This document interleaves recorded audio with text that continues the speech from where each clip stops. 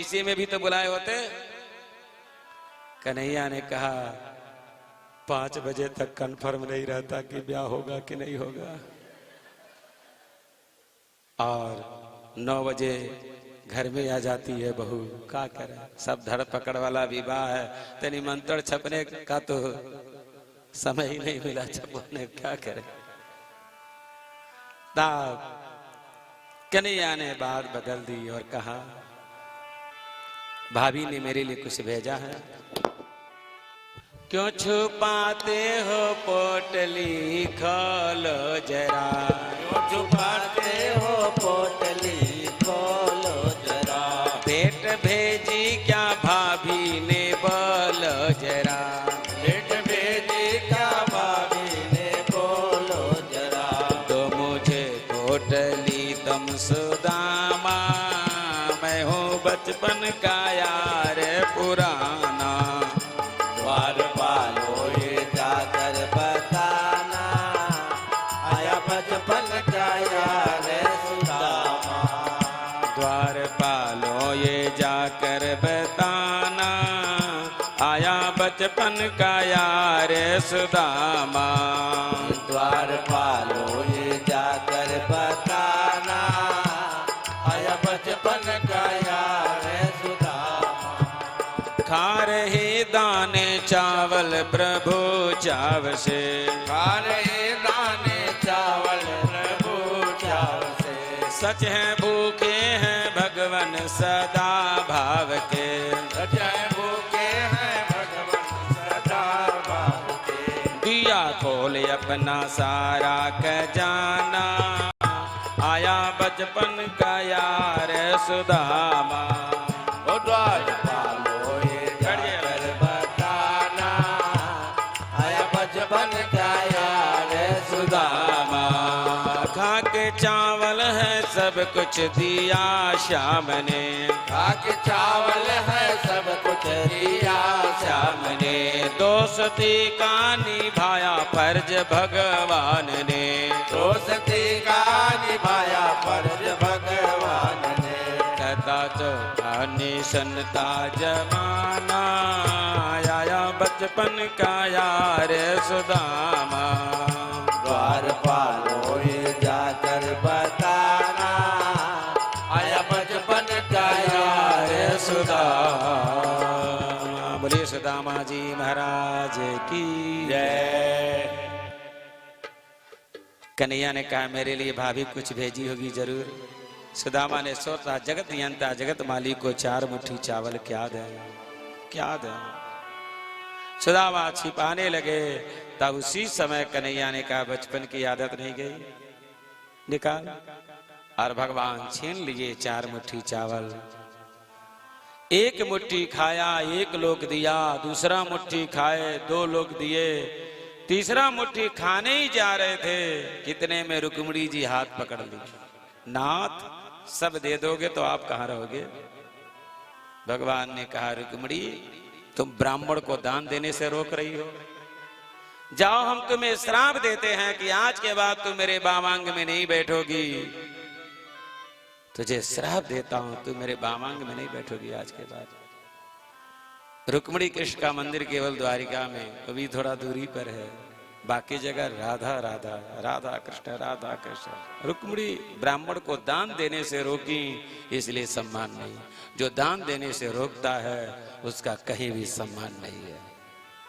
राधा मैया तो कहते हैं ये भी मेरी बेटी है, इसको भी दीजिए ना, ये मेरा बेटा है, इसको भी दीजिए ना, उसको भी दीजिए, उसको भी दीजिए, खूब दीजिए, सबको दीजिए। जो सबको दिलाए, सबको बांटे, वही तो सम्मानित है। रुक्मिणी जी को श्राप दे दिया भगवान ने, ब्राह्मण को दान देने से रोक रही है। तो एक भाव और संतों ने कर दिया, क्योंकि रुक्मिणी मैया नाराज न हो जाए, लक्ष्मी जी है ना, तो संतों ने एक अर्थ और किया। मानो रुक्मिणी जी कह रही हैं प्रभु चाहिए मुट्ठा तो चावल लाए हैं ब्राह्मण देवता, 2 मुट्ठी आपने खा लिया, 2 बचा है, हम 16,108 हैं, इस ब्राह्मण का प्रसाद हमको भी तो चाहिए, हम सबको। अब रहने दीजिए, अब रहने दीजिए। ये भाव संतों ने किया। आइए सुदामा भगवान को 4 मुट्ठी चावल भेंट दिए। भगवान ने बहुत कुछ दिया। आइए गुरुकुल की बातें होने लगी। अब भगवान कह रहे हैं सुदामा।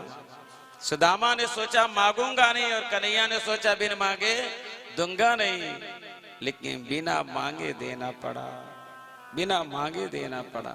कहते हैं यूं तो क्या क्या नजर नहीं आता, पर तुझसा नजर नहीं आता। झोलियां तो सबकी भरा करता है, पर देने वाला नजर नहीं आता, देने वाला नजर नहीं आता। आयु हो इस दरबार में कुछ मांग लो, दामन मुरादों से भर जाएगा। कल शाम को ये समय नहीं मिलेगा, हाथ फैलाने किसके दर जाएगा। आज झोली भर लो, क्योंकि मौज सबको नसीब नहीं होती, जिंदगी सबकी खुद नसीब नहीं होती। पर हो जाए जिसके ऊपर मेरे बांके बिहारी की नजर, उसकी जिंदगी कभी बदनसीब नहीं होती। बबलू भैया पर कृपा हुई है बांके बिहारी की।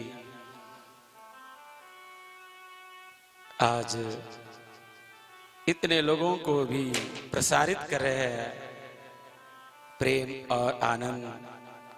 सच में ऐसे लोग कहते पुत्रवती जीवती जग सोई, रघुपति भगत जास सुत होई। पुत्रवती वही कहलाने योग्य है जिसका पुत्र भगवान का भक्त है, जिसका पुत्र भगवान का।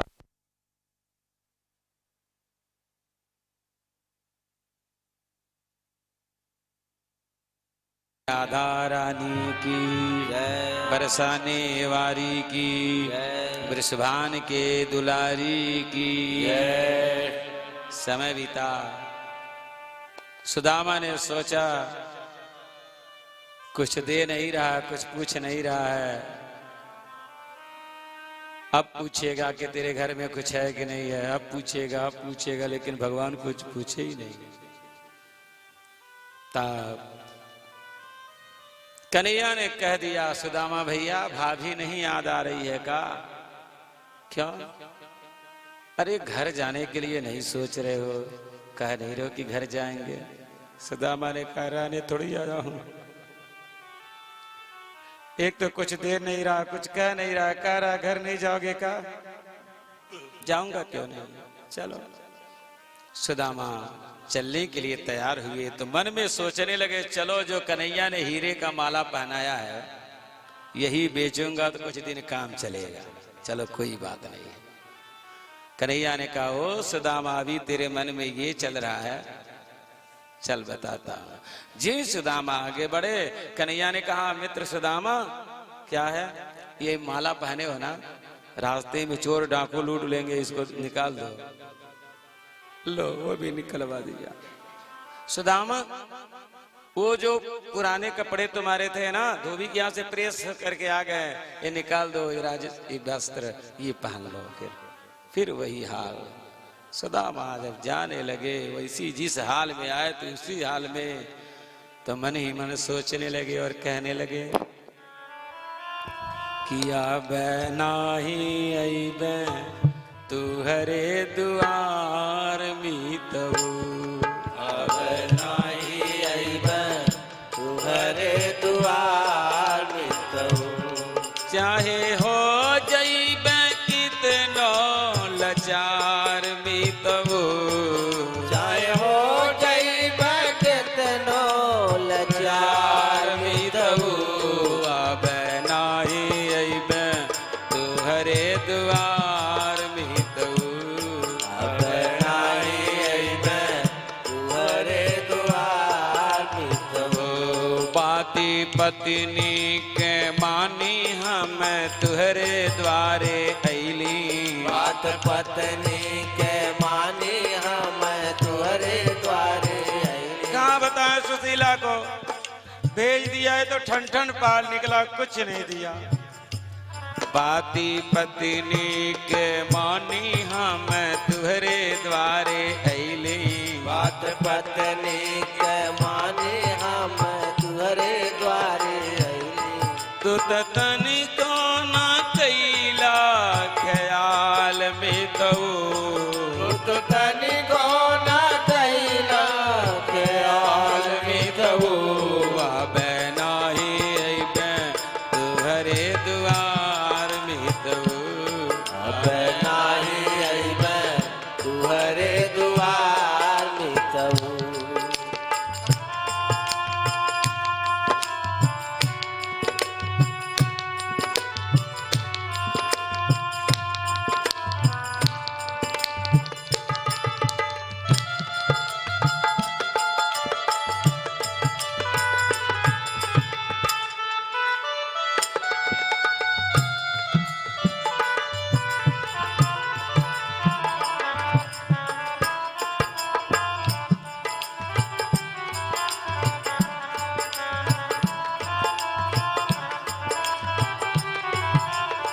सुदामा धीरे धीरे अपने नगर पहुंचे तो देखे क्या, देखी ऊंची रे आटारी मनवा चिंता भइल भारी। देखी ऊंची रे अटारी मनवा चिंता भइल भारी। देखी ऊंची रे आटारी मनवा चिंता भइल भारी। देखी ऊंची रे अटारी मनवा चिंता भइल भारी। ऊंची अटारियों को देख करके सुदामा चिंतित हो गए, मेरी पढ़ाई कहाँ गई, मेरी तुलसी बिरवा, मेरी ठाकुर सेवा, मेरी गैया कहाँ हो गए, मेरी ठाकुर सेवा कहाँ हो गए। लगता किसी राजा ने मेरे जाते ही मेरे झोपड़ी पर महल बना दिया। देखी ऊंची रे अटारी मनवा चिंता भइल भारी। देखी ऊंची रे अटारी मनवा चिंता भइल भारी। इतने में कनक अटारियों से सुशीला जी दासियों के झुंड में ऋणक झिनक कर करके आई हैं। सुदामा जी का चरण छूना चाहिए। सुदामा जी ने कहा दूर हटो, ये सब क्या है। सुशीला जी कहती हैं, इत छानी से अटारी इत कैल मोरारी। इत छानी से अटारी इत कैल मुरारी। ये सब मुरारी ने किया है, मनमोहन ने किया है। कहते हैं ठन ठन पाल है, कुछ नहीं दिया। बोले चलो अंदर बैठे हैं। और यही सुदामा जी अंदर गए, भगवान बैठे हैं सिंहासन पर और मुस्कुरा रहे हैं। तो सुदामा बोल पड़े कि अब सब हैं तुहरे द्वार में तबू। अब सब हैं तुहरे द्वार में तबू। अब सब हैं तुहरे द्वार में तबू। सुदामा गोविंद के चरणों में प्रणाम किए। सुदामा ने मांगा नहीं और कन्हैया ने बिन मांगे सब कुछ दे दिया। अब सुदामा ने कहा, कन्हैया अब सुन लो, क्या तुमने प्रतिज्ञा किए थे कि बिन मांगे दूंगा नहीं ना। हाँ, तो बिन मांगे दे दिया, प्रतिज्ञा तोड़ दिया।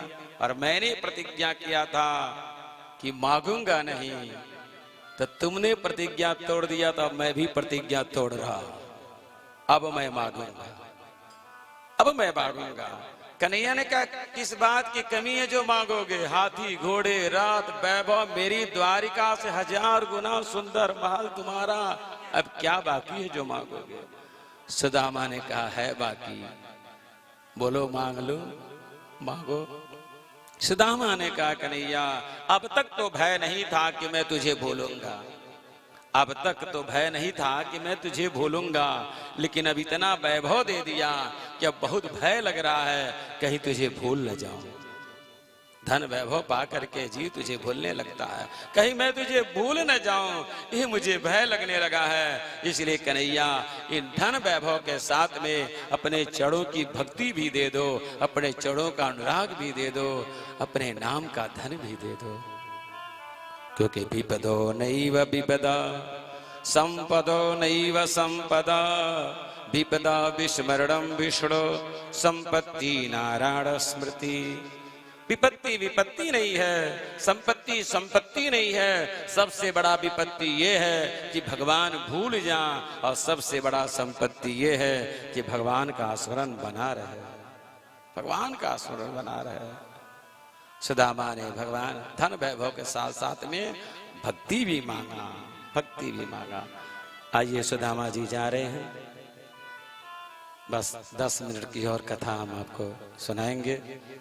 कथा तो बहुत लंबी है, बहुत भाव है, मन हो रहा महीनों दिन सुनाते रह जाए।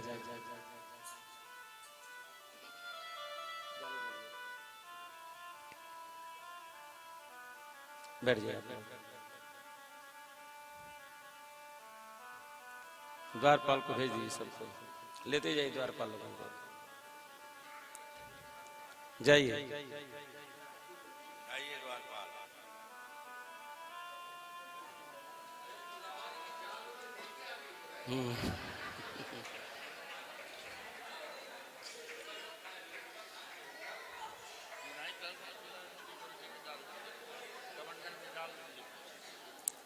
बोलिए सुदामा जी महाराज की जय।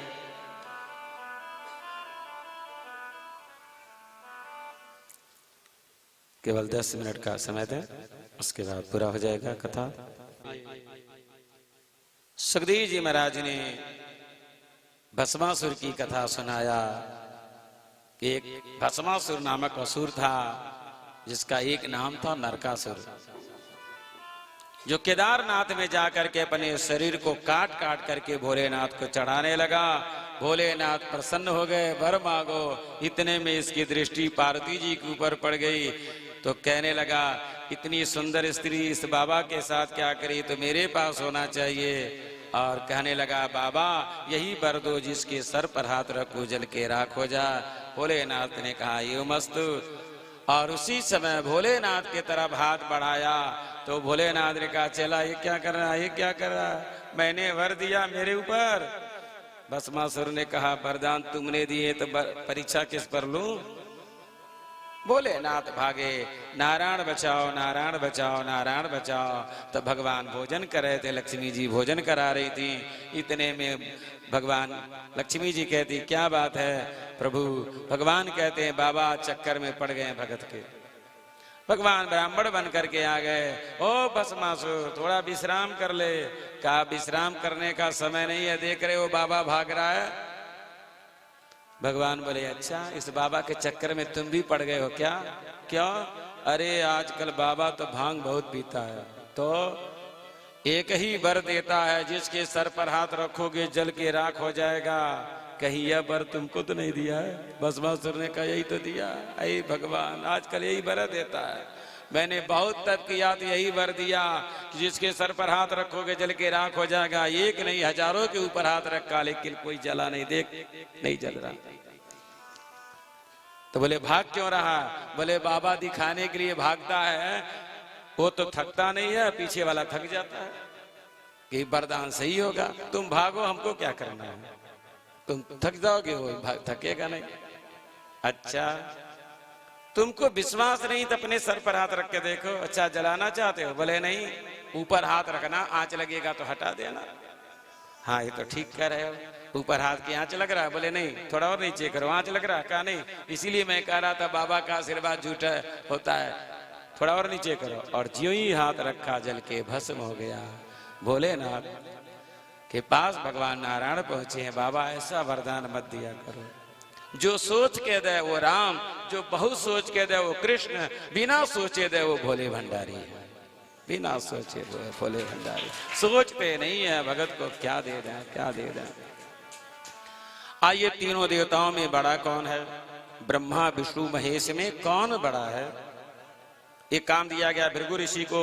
भृगु ऋषि गए हैं भोलेनाथ के पास। ए भोले बाबा भस्म लगा के पड़े रहते, दुनिया की कुछ खोज खबर है। तब भोलेनाथ त्रिशूल लेके दौड़ाए मारने के लिए। बोले बस परीक्षा हो गया। तब ब्रह्मलोक में गए। ब्रह्मा दिन रात संगीत सुनते रहते हैं, कुछ खोज खबर है। ब्रह्मा जी दौड़ाए मारने के लिए, बस परीक्षा हो गया। तब क्षीर सागर में गए नारायण के पास। ओ विष्णु दिन रात पैर में दर्द होता रहता, लक्ष्मी से दबवाते रहते हो, दुनिया कुछ खोज खबर है।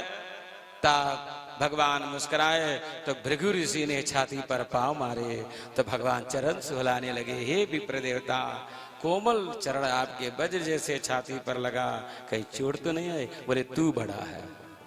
प्रेमियों, दान बहुत करते हो, एक दान और कर दिया करो, क्षमा दान।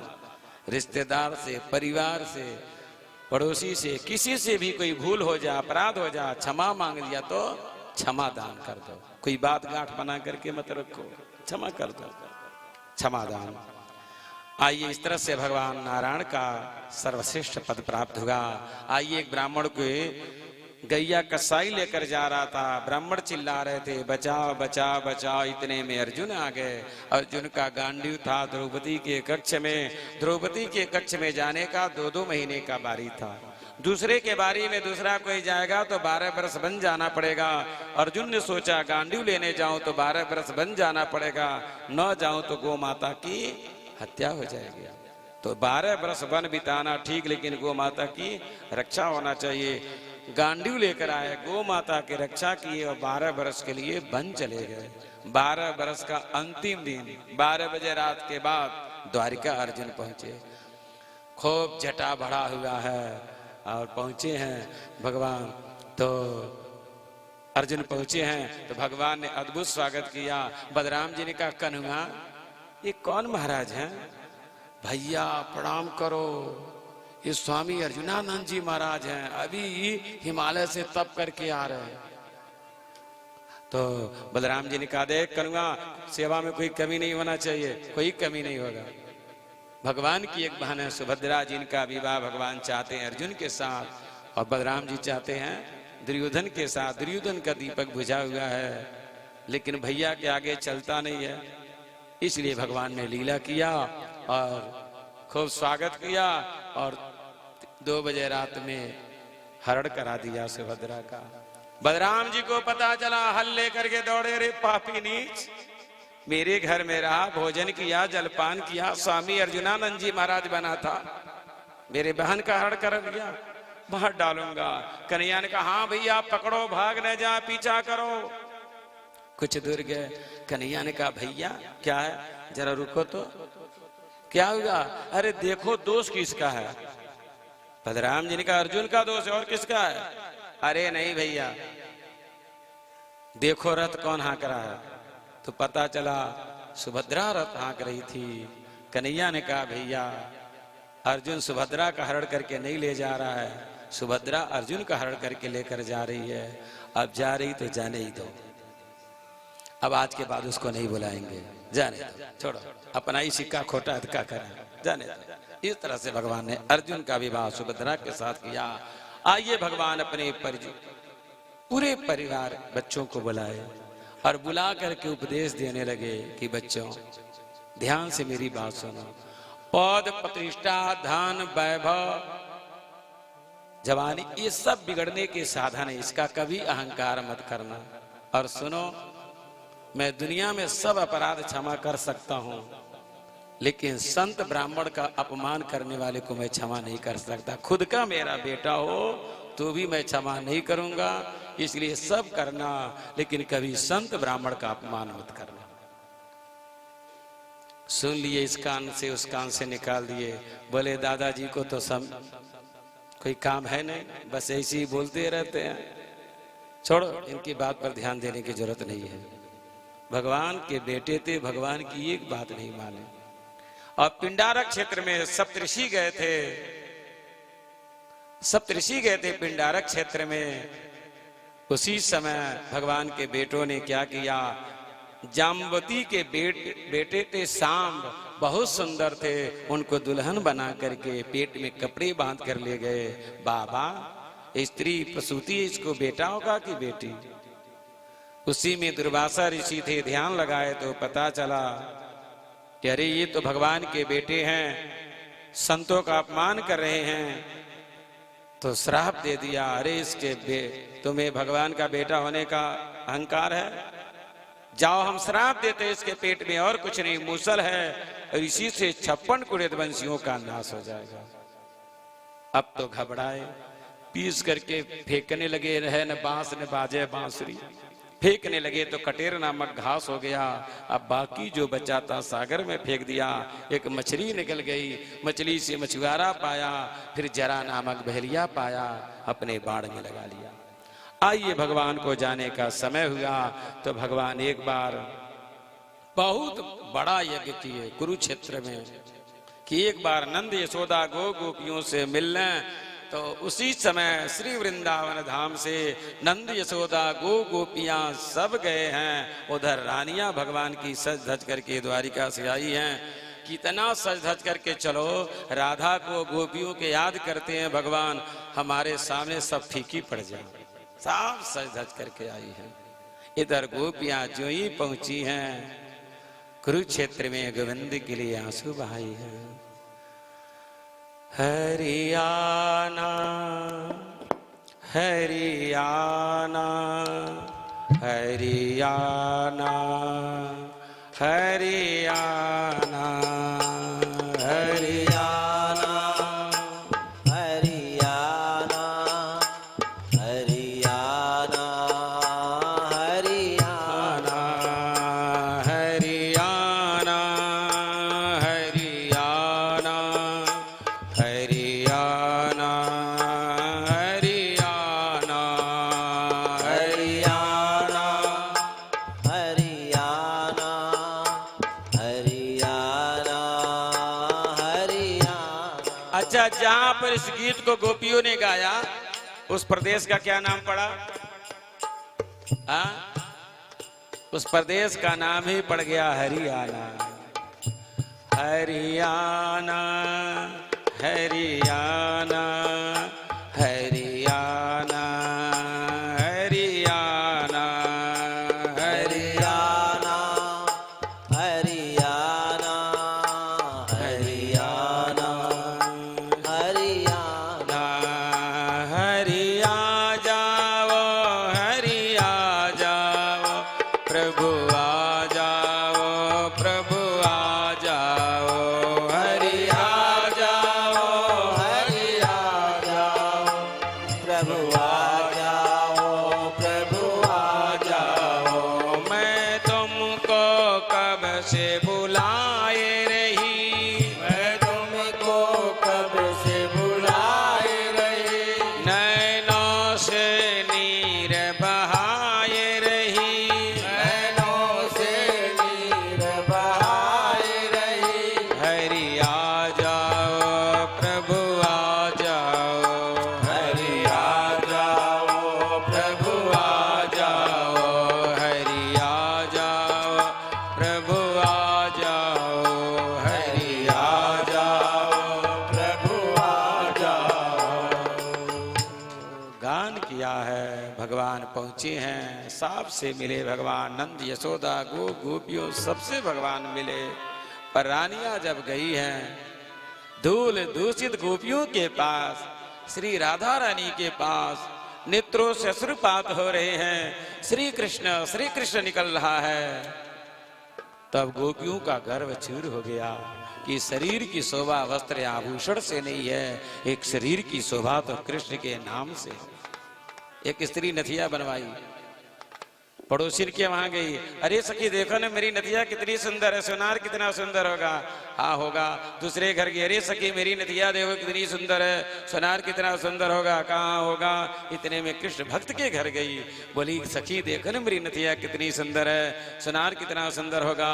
वो बोली अरे बावरी, ये नथिया तभी सुंदर लग रहा है जब तुम्हारा मुखड़ा सुंदर है, काला कलूटा होता, टेढ़ा मकड़ा होता तब थोड़ी अच्छा लगता। जिन गोविंद ने इतना सुंदर शरीर दिया उसको धन्यवाद नहीं दे रही हो, सोनार को दे रही हो। राधा जी धूल दूषित नेत्रों से अश्रुपात हो रहे हैं। रुक्मिणी जी गरम दूध ला करके दे दी। राधा जी बोली कैसा है? बोले गोविंद का प्रसाद है। गरम दूध पी गई। जब रुक्मिणी जी भगवान का चरण दबाने गई तो भगवान के पांव में फपोले पड़े हुए थे। रुक्मिणी जी पूछ पड़ी, प्रभु कहाँ गए थे? दूध आपके पैर में फपोले? मैं कहीं नहीं गया था देवी, ते फपोले कैसे पड़े? बोले राधा को तुमने गरम दूध पिला दिया और राधा के हृदय में मेरा चरण रहता है, वो जल गया, फपोले पड़ गए। उसी समय प्रेम के आगे आ करके सारी रानियां राधा जी के चढ़ो की धूली लेकर के सर पर लगाने लगी। राधे तेरे चरणों की पग धूल जो मिल जाए, राधे तेरे चरणों की पग धूल जो मिल जाए, सच कहती हूँ मेरी तकदीर संवर जाए, सच कहती हूँ मेरी तकदीर संवर जाए। सुनते हैं तेरी रहमत दिन रात बरसती है, सुनते हैं तेरी रहमत दिन रात बरसती है, एक बोध ही मिल जाए दिल की गली खिल जाए, एक बोध ही मिल जाए दिल की कल खिल जाए। ये मन बड़ा चंचल है कैसे तेरा भजन करूं, ये मन बड़ा चंचल है कैसे तेरा भजन करो, जितना इसे समझाओ उतना ही मचल जाए, जितना इसे समझाओ उतना ही मचल जाए। नजरों से गिराना ना चाहे जितनी सजा देना, नजरों से गिराना ना चाहे जितनी सजा देना, नजरों से जो गिर जाए मुश्किल है संभल पाना, नजरों से जो गिर जाए मुश्किल है संवर पाना।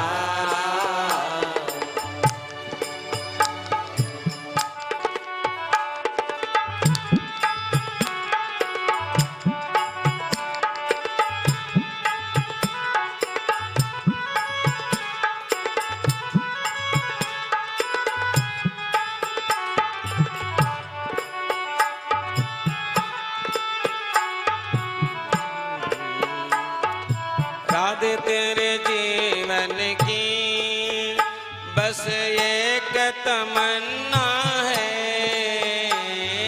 राधे मेरे जीवन की बस एक तमन्ना है, तुम सामने हो मेरे, तुम सामने हो मेरे, मेरा दम ही निकल जाए,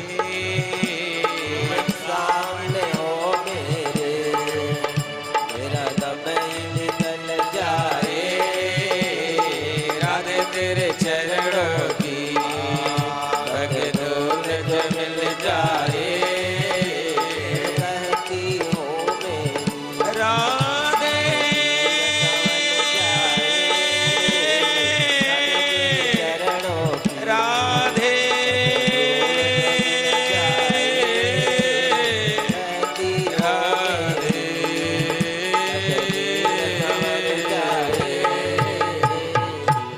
सच कहती हूँ मेरी तकदीर संवर जाए, राधे तेरे चरणों की।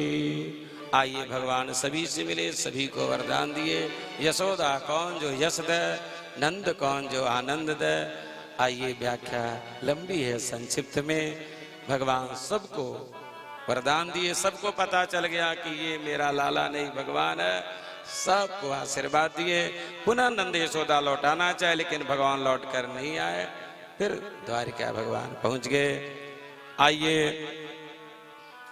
कहते हैं जो सब में भगवान को देखे, जो सब में भगवान को देखे, वही भगवान का सच्चा भक्त है। हर जीव में भगवान का दर्शन। देखिए, जो कागज के फोटो में, पत्थर के मूर्तियों में भगवान को देखता है, लेकिन भगवान के बनाए हुए मूर्तियों में भगवान को नहीं देखता, उसे भगवान पत्थर की मूर्तियों में नहीं देखते। ये सब ठाकुर जी हैं, सब में वो बांके बिहारी बैठे हुए हैं। इसलिए मेरे द्वारा किसी को दुख ना पहुंचे, यदि किसी को दुख पहुंचा तो मेरे बांके बिहारी को दुख पहुंच गया। किसी को सुख पहुंचा तो मेरे बांके बिहारी को सुख पहुंच गया। आइए, कहते हैं भगवान को जाने का समय हुआ तो भगवान एक बार बहुत बड़ा यज्ञ किए और उसमें उद्धव जी को एक उपदेश सुनाए कि देखो, एक राजा यदु थे जिन्होंने दत्तात्रेय मुनि से जाकर पूछा आपके जीवन में वैराग कहाँ से आया? तो 24 गुरु बताया कि मेरे जीवन में 24 गुरु, दीक्षा गुरु एक और शिक्षा गुरु अनेक। आइए, प्रसंग लंबा है, इसलिए 24 गुरुओं का ही यहाँ पर वर्णन। 24 गुरुओं को प्रणाम केवल नाम लेते हुए चलते हैं। कहते हैं पृथ्वी को अपना गुरु बनाया, सीखा सहनशीलता, कितना सहन करती है। वायु को अपना गुरु बनाया, समाज का कल्याण करे लेकिन कीर्ति की चाह न करे। आदमी चाहता है कि थोड़ा करें, लोग हमारा बहुत गाएं। और आकाश को अपना गुरु बनाया, जैसे आकाश का आदि अंत नहीं उसी परमात्मा का आदि अंत नहीं। पानी को अपना गुरु बनाया, क्या सीखा? पानी जैसा निर्मल होना चाहिए। अग्नि को बनाया, ज्ञान रूपी अग्नि होना चाहिए। और चंद्रमा को बनाया, चंद्र शरीर छोटा बड़ा होता है लेकिन आत्मा छोटा बड़ा नहीं होता। सर्प को अपना गुरु बनाया, क्या सीखा? संत को घर नहीं बनाना चाहिए, संत सुखी विचरंत में। और मधुमक्खी को बनाया, संतों को संग्रह नहीं करना चाहिए। मधुमक्खी संग्रह करती, रस कोई और ले जाता है। हिरण को बनाया गुरु, क्या सीखा? ग्रामीण गीत न सुने। कबूतर को गुरु बनाया, क्या सीखा? ज्यादा परिवार में लिप्त न रहे। सागर को बनाया गुरु, क्या सीखा? गंभीरता। और कहते हैं गजराज को बनाया, लकड़ी की भी स्त्री हो फिर भी उसका संग नहीं करना चाहिए। मछली को गुरु बनाया, क्या सीखा? मछली की जीवा कमजोर हो रहती है और कटिया में फंस जाती है। जीव को कमजोर मत बनाओ, समय से जलपान, समय से भोजन करो। बेस्या को अपना गुरु बनाया, क्या सीखा? एक पिंगला नाम की बेस्या विदेह नगर की पूरी रात इंतजार करती रही, कोई सेठ नहीं आया तो कह दिया आशा नाम परमम दुखम। आशा ही दुख है। यही इंतजार भगवान की होती तो भगवान आ गए होते। मनो आशा किसी की ना करें। बच्चे को अपना गुरु बनाया, क्या सीखा? बच्चे को बनाया, क्या सीखा? अगर बच्चे को मार दिया, रोने लगा, लड्डू दे दिया, खुश हो गया। मानो मान अपमान का ध्यान नहीं। और आइए, भौरा को अपना गुरु बनाया, भृंगी को अपना गुरु बनाया, सर्प को अपना गुरु बनाया है। आइए, यदुवंशियों ने जो शरीर को अपना गुरु बनाया, क्या सीखा? शरीर एक जैसा नहीं है, बचपन है, जवानी है, बुढ़ापा, दुनिया से विदा ले लीजिए। यदुवंशियों ने जो लोहे को पीस करके फेंका था, वही कटेर नामक घास हो गया। सारे यदुवंशी गए हैं प्रभातक क्षेत्र में और ताड़ी बहुत है वहां पर। सोमनाथ से लेकर द्वारिका तक ताड़ी वृक्ष बहुत है। ताड़ी उतारे, पिए हैं, नशा हुआ, एक दूसरे को गाली गलौज की और आपस में लड़कर छप्पड़ कर यदुवंशी समाप्त हो गए। आइए, भगवान अपने वंश का विनाश देख करके एक पैर पर पैर रख करके विश्राम कर रहे थे, चिंतित थे। इतने में वही जरा नामक बहलिया आया है, भगवान के पांव में बाण मारा। उसे लगा हिरण का नेत्र चमक रहा, पर चमक रहा था भगवान का पैर। जो ही बाण मारा है, भगवान के पास गया, रोने लगा। भगवान बोले मत रो, तुमको मैंने छिप करके मारा था, आज तुमने मुझे छिप करके मारा है। ये बहलिया कौन है? यही बाली है। जब भगवान को बदला चुकाना पड़ा तो हमारी आपकी क्या औकात है? सुख दिए सुख होत है, दुख दिए दुख हो। सुख देंगे सुख पाएंगे, दुख देंगे दुख पाएंगे। आइए, भगवान बहलिया को मुक्त किए। भगवान जाने लगे उद्धव जी रोए, प्रभु मैं भी चलूंगा, मैं भी चलूंगा। भगवान कहते पागल, मैं कहीं जा नहीं रहा हूं, एक दूसरा अवतार लेने जा रहा हूं। कौन सा? इतने में भगवान भागवत ग्रंथ के रूप में प्रकट हो गए। बोलिए भागवत भगवान की जय। साक्षात भागवत ग्रंथ के रूप में भगवान प्रकट हो गए और कहने लगे, उद्धव अब मुझे ढूंढना हो तो भागवत में ढूंढना। ये कोई ग्रंथ नहीं है, कोई पुस्तक नहीं है, साक्षात भगवान श्री कृष्ण ही भागवत ग्रंथ के रूप में प्रकट हो गए। इसलिए इसे मुक्तिदानी, मोक्षदानी, भक्तिदानी माना गया है। कोई तीर्थ, कोई धाम करो ना करो, लेकिन जीवन में एक बार भागवत श्रवण कर लिया, सब कुछ कर लिया और सब तीर्थ व्रत कर लिया, लेकिन भागवत श्रवण नहीं किया तो मानो सब अधूरा रह गया, सब अधूरा रह गया। आइए बोलिए भागवत भगवान की जय। आइए सुखदेव जी महाराज का विदाई होगा। यजमान जी 2 मिनट के लिए ऊपर आ जाइए।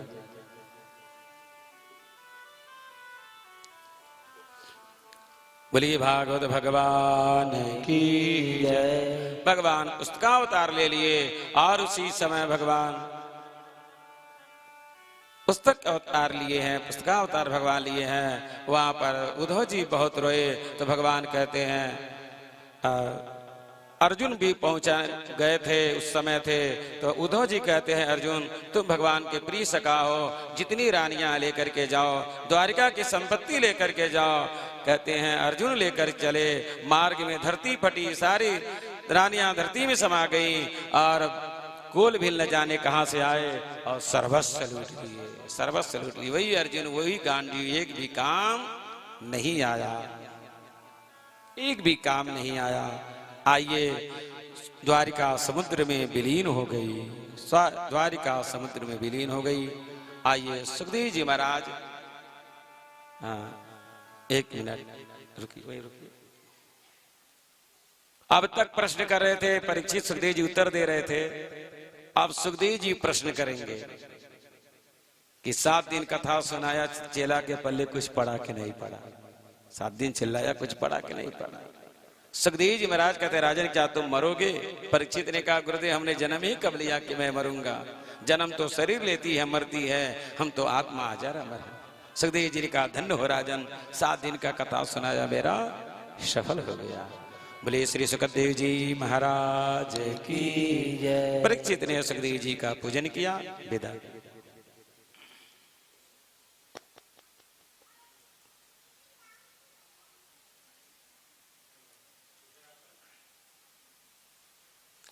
जं प्रवजन्तु मनुपेदमपेत कृत्यं द्वैपायनो विरह कातरया जुहाव पुत्रेति तन्मतया तर्वोऽभिनेदुस् तम सर्वभूत हृदय मुनिमानतोष्मि। चंदन अक्षत फूल चढ़वाइए, चंदन अक्षत फूल।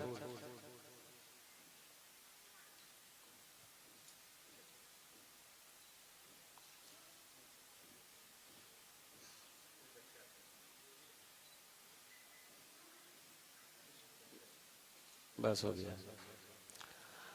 बोलिए श्री सुखदेव जी महाराज की जय। बस जाइए, बैठिए।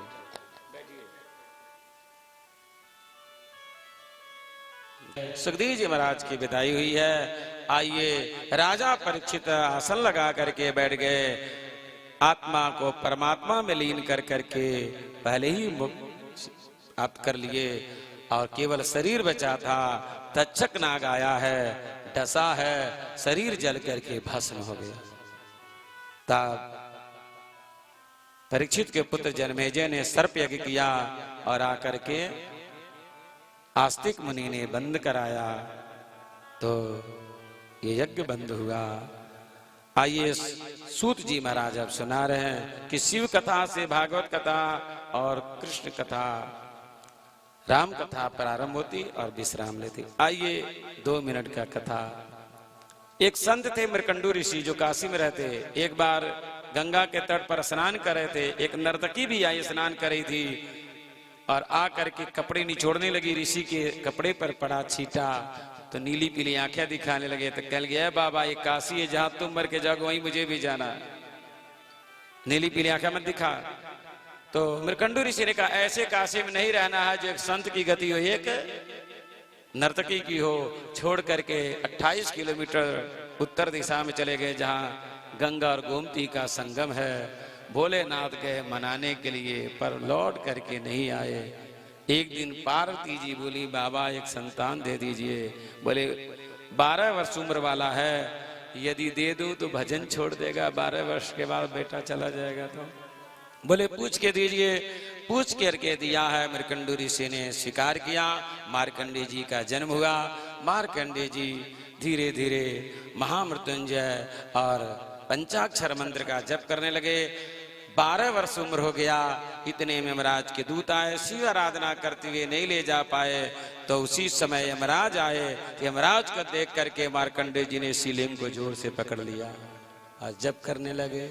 त्र्यंबकं यजामहे सुगंधिं पुष्टिवर्धनम् उर्वारुकमिव बन्धनान् मृत्युर्मुक्षीमामृतात्। त्र्यंबकं यजामहे सुगंधिं पुष्टिवर्धनम् उर्वारुकमिव बन्धनान् मृत्युर्मुक्षीमामृतात्। त्र्यंबकं यजामहे सुगंधिं पुष्टिवर्धनम् उर्वारुकमिव बन्धनान् मृत्युर्मुक्षीमामृतात्। त्र्यंबकं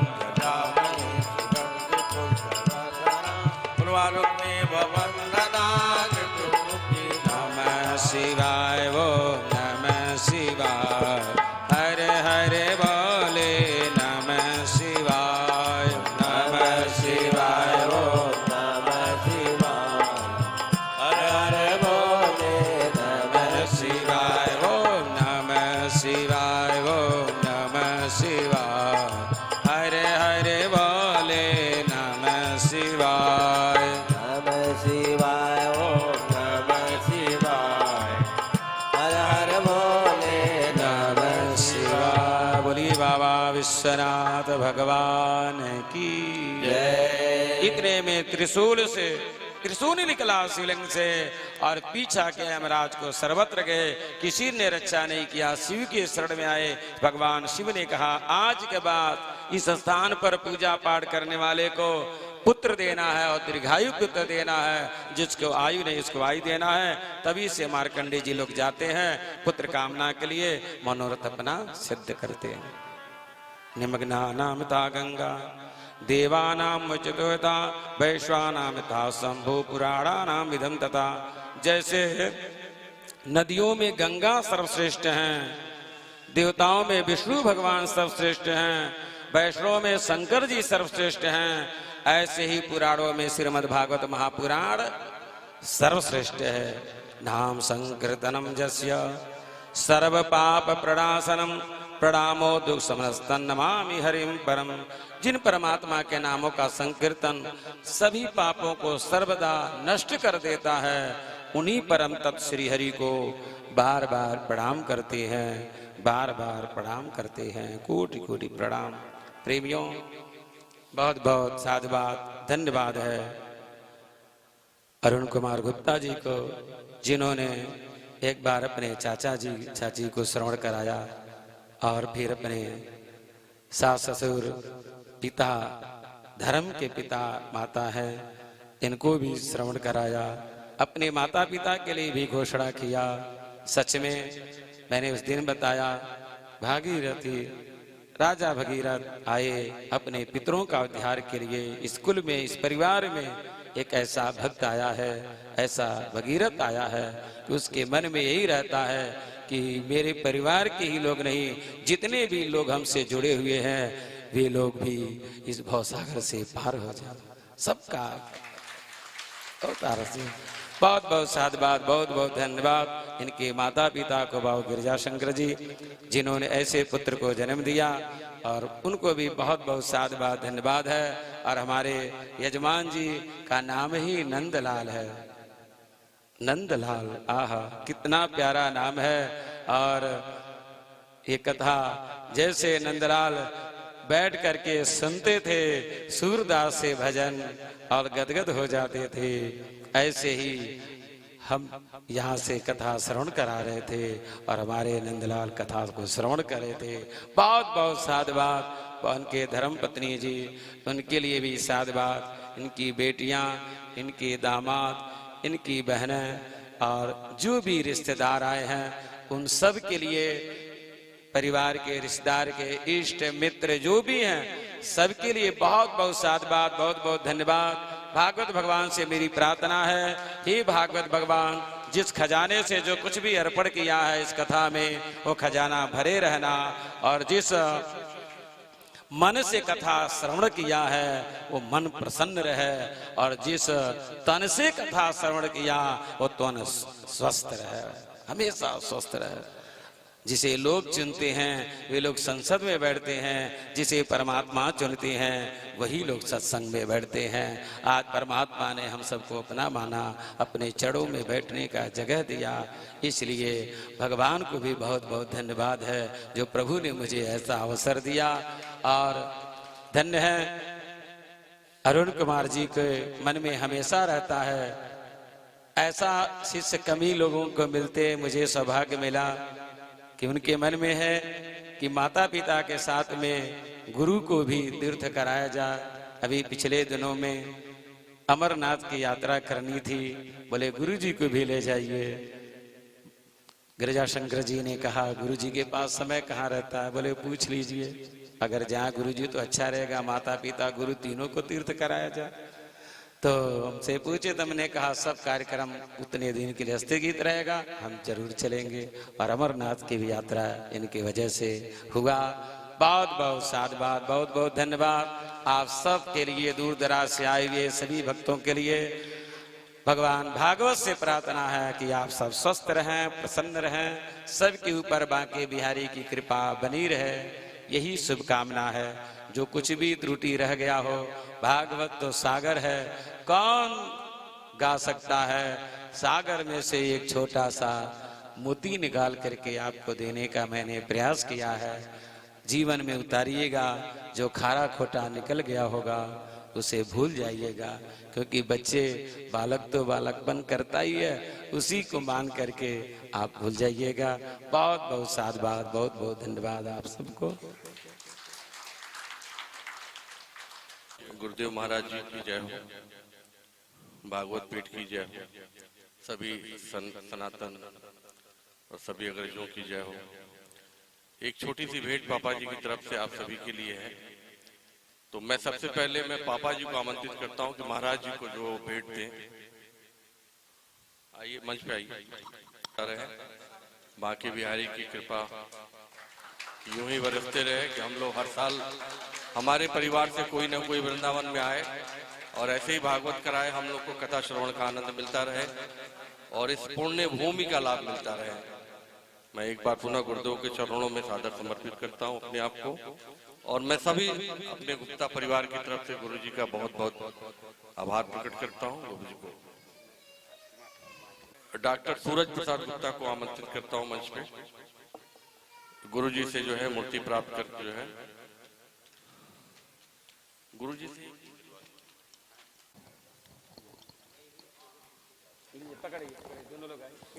बहुत बहुत साधुवाद डॉक्टर सूरज प्रसाद गुप्ता चाचा जी का कि आपने जो है अपना अमूल्य समय दिया है इस भागवत कथा के लिए। हम सब आपके आभारी हैं। हीरालाल चाचा, मैं सपत्नीक उनको आमंत्रित करता हूं मंच पे। अरुण कुमार गुप्त फूफा जी, आप पटना से आए हैं और आपने अपना अमूल्य समय दिया, व्यस्तताओं के बावजूद भी आपका बहुत बहुत आभार।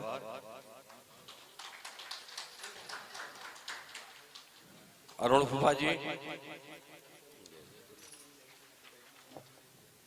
मैडम मिल नहीं रही है क्या आपकी? चलो सखी खोजन चले हैं। आइए, बुआ जी कहाँ है? अरुण बुआ कहाँ है? मेरी आवाज अगर दूर दूर तक उनके कानों में जा रही हो तो मंच पर आने के कष्ट करें। कांति बुआ और ये कौन भी? शांति बुआ। कुंती बुआ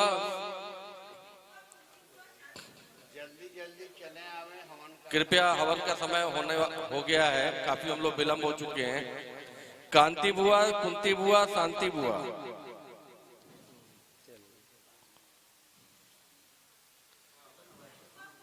बहुत सुंदर क्षण है। कांति बुआ,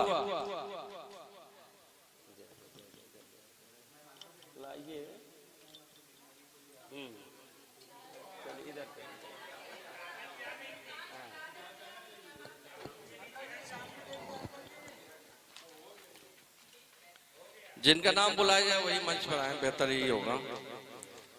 जल्दी जल्दी आने का कष्ट करें। सबको नमस्कार। अरे क्या क्या लिखी हो, इधर आओ। तुम्हारी राइट है ना?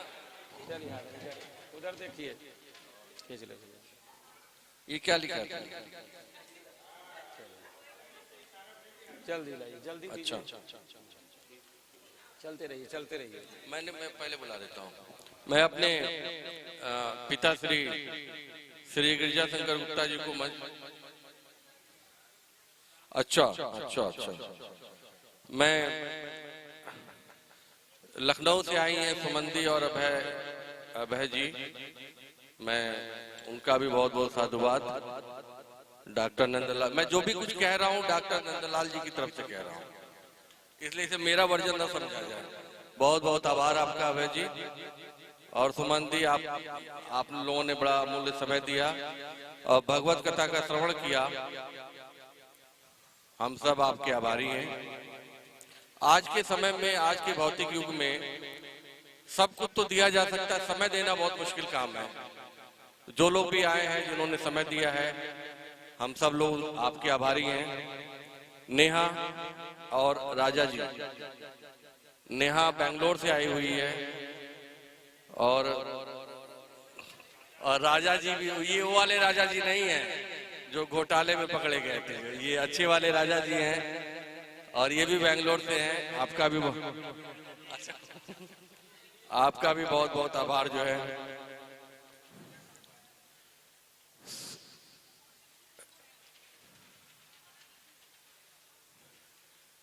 गीता मौसी हैं, रीता मौसी, सुनीता मौसी, सविता मौसी, आप चारों लोगों को मैं आमंत्रित कर रहा हूं, एक एक करके आप आ जाएं। आप सबका भी आभार। आप लोग भी बहुत दूर दूर से आए हैं, आइए, आते आ जाइए। गीता, रीता, सुनीता, सविता, 4 मौसी लोग हैं, आ जाएं पहले।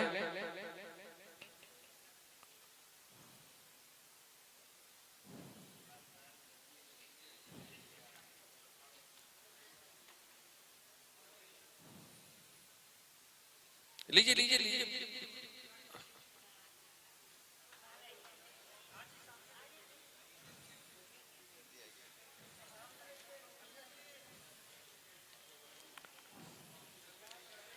देखिए, जिनको मिल जाए वो दोबारा नहीं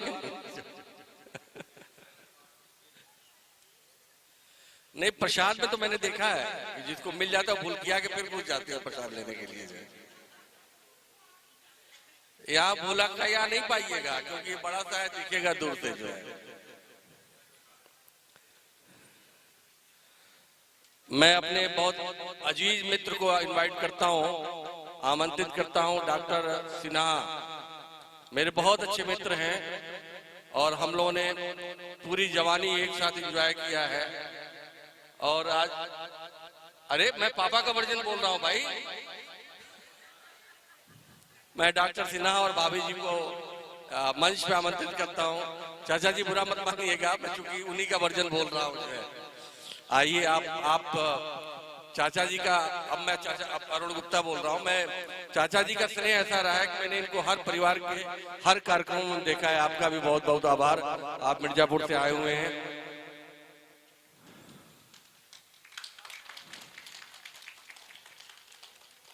महंगो भैया,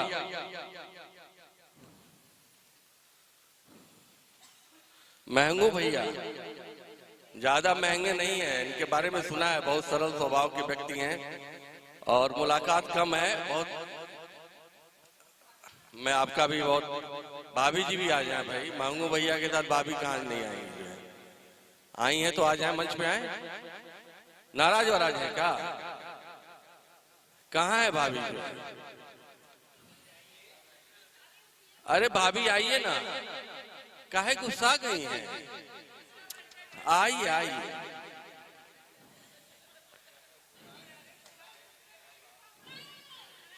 अरे नहीं, काहे खड़े हैं? अच्छा, सुमित अंकल। सुमित अंकल कौन है? Sunil uncle. Sunil uncle. Sunil uncle ji भी बहुत दूर से आए हुए हैं, आपका भी बहुत आभार। कुंती बुआ चली गई हैं? अच्छा।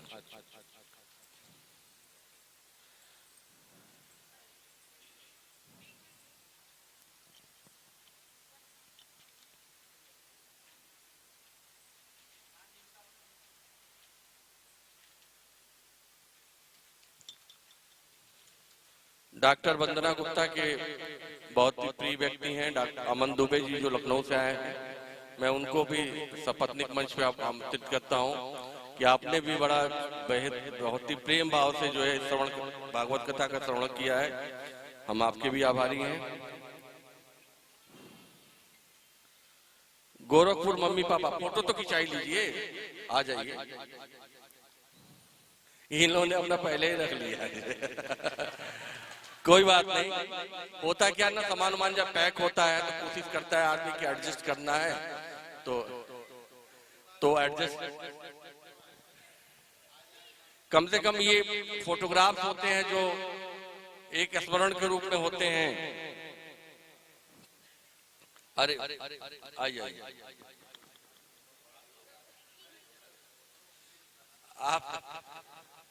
आप मम्मी साथ जाइए।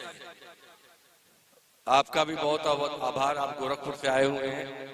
आपने भी, मेहरोत्रा आंटी वो चले गए हैं, मिनी माथुर लखनऊ नहीं।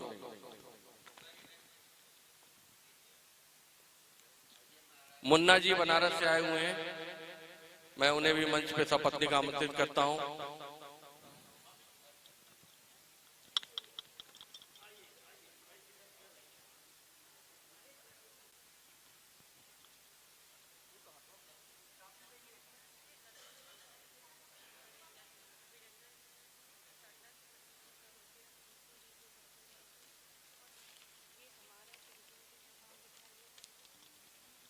सबको बुलाएंगे।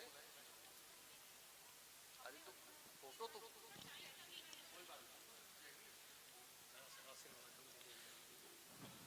पंडित जी आशीर्वाद देना चाहते हैं। मैं भगवान कृष्ण से और श्री राधा रानी से,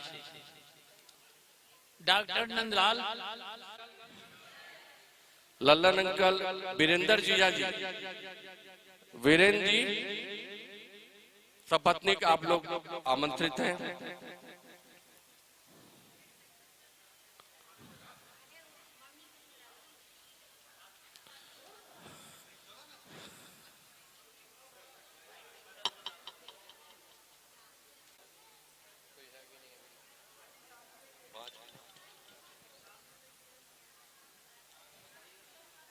ले आइए, 2-3 ले आइए।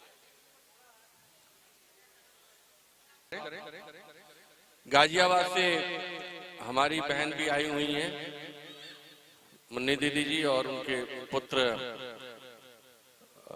सतीश गुप्ता, मैं मंच पे आमंत्रित करता हूं।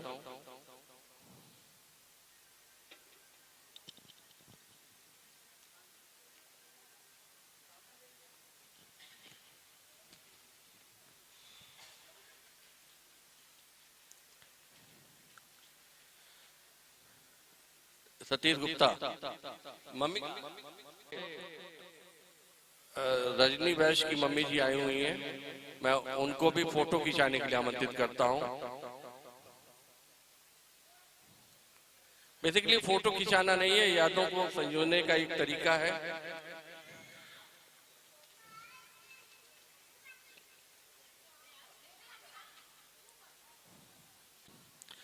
और मैं एक और शख्स को बहुत समय से जानता हूं, जो मुझे व्यक्तिगत रूप से बहुत अच्छे लगते हैं, अवधेश अंकल जो है, जिनको भी मैं बहुत दिनों से जानता हूं।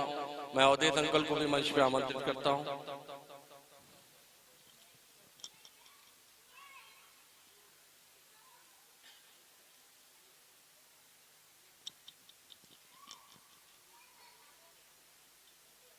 अवधेश अंकल जी को आज दूसरी पावन भूमि पर भगवत कथा श्रवण करने के लिए आपका भी बहुत बहुत आभार।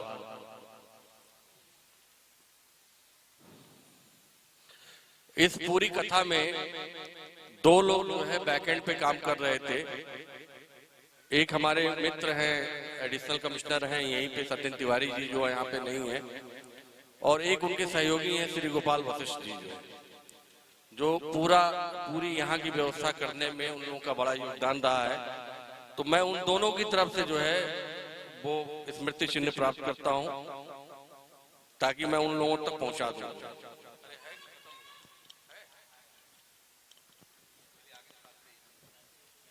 मैं ये चाहता हूं कि हमारे परिवार से भी जो लोग हैं वो भी आ जाएं। मैं फूलपुर इफ्को से आए हुए श्री अनिल कुमार गुप्ता, जो मेरे बड़े भ्राताश्री हैं, और उनकी धर्मपत्नी अलका गुप्ता जी को,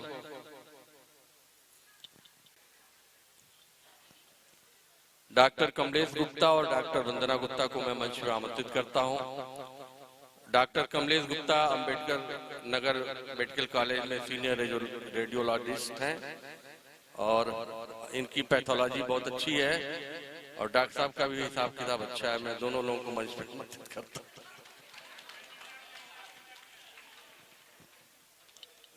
बड़े सूरमा आए और चले गए, हाथ परिहास और जीवन जी लेंगे, वही आनंद है। मैं डॉक्टर वंदना और डॉक्टर कमलेश जी का भी आभार प्रकट करता हूं, और मैं अपनी धर्मपत्नी डॉक्टर दीपिका गुप्ता के साथ स्वयं मंच पे जाना चाहूंगा। मुझे बड़ी खुशी होगी अगर मैं अपनी पत्नी के साथ मंच पे जाता हूं तो।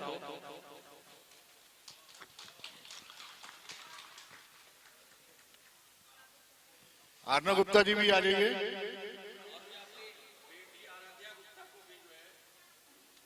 आमंत्रित।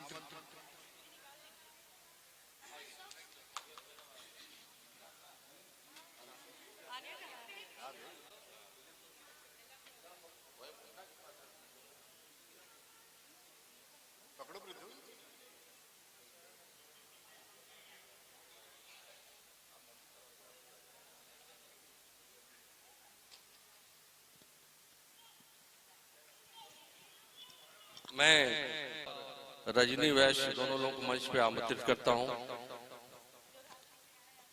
जो रांची से आए हैं। रांची से ही आए हैं, कोई गलत मत समझिएगा आप लोग। कई बार अर्थ का अनर्थ हो जाता है। आपको कहते हैं आगरा से आ रहा हूं यार, तो आदमी दूर भागने लगता है। तो आगरा और रांची में ज्यादा फर्क नहीं है। मैं सौरभ वैश्य को मंच पर आमंत्रित करता हूं, जो बहुत दूर से आए हैं, 7 समंदर पार से भागवत कथा का श्रवण करने आए हैं। उनको बहुत बहुत साधुवाद, उनके पूरे परिवार को साधुवाद जो है, और उनकी राधा जी को भी, उनके पूरे परिवार को। ये अच्छी बात है। लोग 2 साल विदेशों में रह जाते हैं तो उनको नहीं समझ में आता भागवत कथा कैसे होती है, लेकिन मैं बहुत प्रसन्न हूँ कि सौरभ इतने साल बाहर रहने के बाद भी अपने आप को भारतीय संस्कृति और सनातन संस्कृति से जुड़ा हुआ पाता है। इसको बहुत बहुत आशीर्वाद और बहुत बहुत आभार। और ये इनका बेटा सौर्य जो है बहुत यशस्वी बालक है, और बड़ा होके जो है देश का नाम रोशन करेगा। ऑस्ट्रेलिया में लोग जानेंगे कि भारतीय मूल का बालक, जन्मा तो वहीं का है, भारतीय मूल का ऑस्ट्रेलियन वहां का मेयर बना हुआ है, वहां का कोई बहुत बड़े पद पे है। हम लोग बहुत गौरवान्वित होंगे, उस समय शायद ना रहे, लेकिन फिर भी। मैं एक और शख्स छूट गई है, मैं माफी चाहता हूँ। हमारी एक साली साहिबा है मीनू जी, उनकी सास जी भी आई हुई हैं, मैं उनको भी मंच पे आमंत्रित करता हूँ। अगर ना हो तो उनके परिवार से कोई हो तो वो ग्रहण कर ले।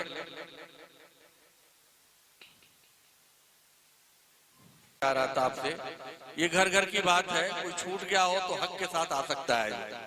जैसे प्रसाद लेते हैं ना हक के साथ, वैसे कोई व्यक्ति छूट गया और उसे लगता हो कि उसे प्राप्त होना चाहिए तो वो आ सकता है, यहाँ पे आके बता सकता है जो है। दोबारा नहीं, दोबारा नहीं। मैंने पहले ही कहा कि प्रसाद तो दोबारा छूट जाता है, लेकिन ये छुपने वाली चीज नहीं है। फोटो, अरे आपका अधिकार है, पूरा फोटो खिंचवाइए।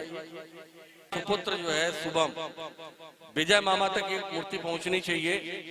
ये मूर्ति नहीं, ये प्रेम है जो आप यहाँ से लेके जा रहे हैं। तो मैं विजय मामा को आमंत्रित करता हूँ। उनके पुत्र, विजय मामा तो नहीं है, उनके पुत्र आएंगे मंच पे। फूफा जी छोड़ के जाइएगा, लेकिन मत जाइएगा। फूफा जी छोड़ जाइए, ये पुराना वाला है, तब ले जाइए।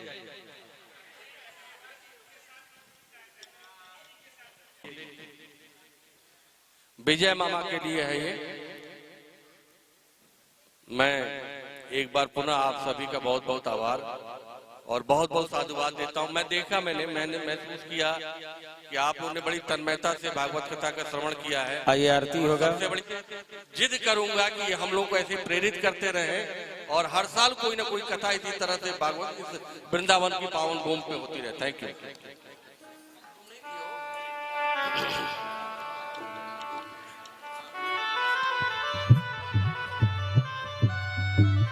आइए आरती जलाएं। अवतार संसार सारं भुजगेन्द्रहार सदा वसन्तं हृदयारविन्दे भवं भवानी सहितं नमामि। श्री बापियों को पाप से है तारती, श्री भागवत भगवान की है आरती। पापियों को पाप से है तारती। अमर ग्रंथ ये मुक्ति पंथ, ये पंचम वेद निराला है। ये पंचम वेद निराला है। नव ज्योति जलाने वाला है। नव ज्योति जलाने वाला है। हरि नाम यही, हरि ध्यान यही, हरि नाम यही, हरि ध्यान यही। जग के मंगल की आरती, पापियों को पाप से है तारती। भागवत भगवान की है आरती, पापियों को पाप से है तारती। ये शांति गीत पावन पुनीत, पापों को मिटाने वाला है। पापों को मिटाने वाला है। हरि दर्श कराने वाला है। हरि दर्श कराने वाला है। ये सुख करणी, ये दुख हरणी, ये सुख करणी, ये दुख हरणी। श्री मधुसूदन की आरती, पापियों को पाप से है तारती। श्री भागवत भगवान की है आरती, पापियों को पाप से है तारती। ये मधुर बोल जगबंद खोल, सतमार्ग बताने वाला है। सतमार्ग बताने वाला है। बिगड़ी को बनाने वाला है। बिगड़ी को बनाने वाला है। श्री राम यही, घनश्याम यही, श्री राम यही, घनश्याम यही। श्री प्रभु मंगल की आरती, पापियों को पाप से है तारती। श्री भागवत भगवान की है आरती, पापियों को पाप से है तारती। आरती कीजे हनुमान लगा की, दुष्ट दलन रघुनाथ लगा की। जाके बल से गिरवर काप, रोग दोष जग निकट न जाक। अंजन पुत्र महाबलदाई, संतन के प्रभु सदा सहाय। देवीरा रघुनाथ पठाय, लंका जारि सिया सुदिलाय। लंका सुकोटि समुद्र सिकाई, जात पवन सुत बारन लाई। लंका जारि असुर सब मार, सिया राम जी के काज सवार। लक्ष्मण